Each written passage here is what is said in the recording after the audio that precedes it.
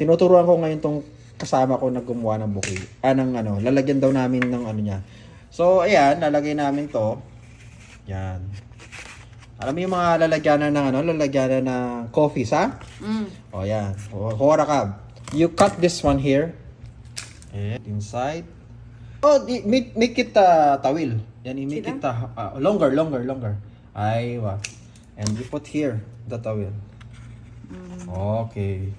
ما يبقى جبس نجيب أخضر. Tone niya ng ganyan. Sige. Lagyan ng 3 pieces. And then, yan. So, after you finish, I will resign. Yan na. هنا. هنا. Aywa.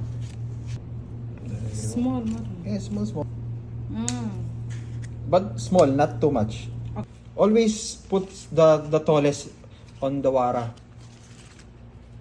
Yeah. And then you put some gypsum. I don't like it. Okay. So that's it. It's